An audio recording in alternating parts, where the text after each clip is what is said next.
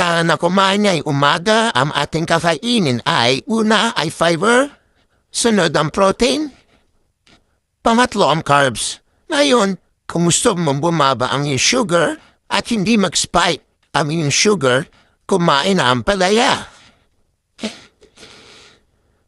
Papakin mo muna ang ulam. Huwag kang mag-alala kasi kakainin mo rin. Then nakasanayan natin na ihalo ang kanin at ulam. Mamaya kakainin natin yan. Unahin mo muna natin itong mga ampalaya na nakakatulong para bumaba ang ating sugar. Ang ampalaya ay nakakatulong yan sa pagpababa ng ating blood sugar. Kaya kailangan may ampalaya tayo. Tandaan, huwag maalat ang ating luto kasi nakaiwas nga tayo sa blood sugar, tumaas naman ang ating, naging high blood naman tayo kasi naging maalat ang luto natin. Basta huwag maalat.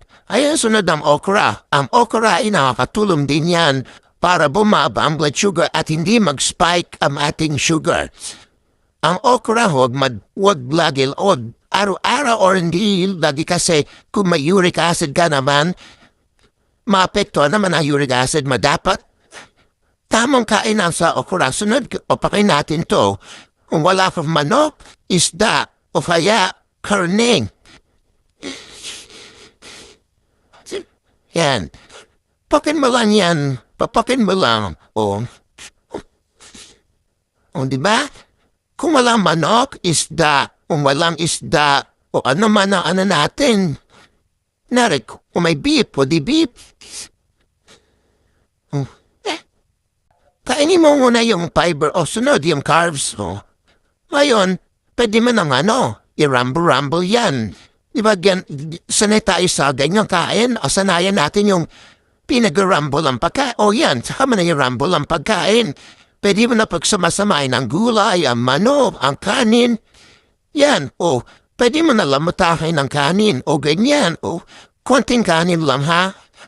Huwag madami kasi dapat kapag gusto mo bumaba ang sugar mo at ayaw mo rin maging high blood, less tayo sa kanin.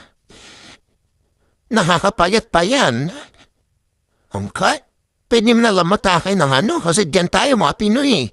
Sanay tayo sa rumble ang pagkain, yung gulay, isda, o kaya karni. Karni naman yan? Pinag-rumble natin yan. Yan.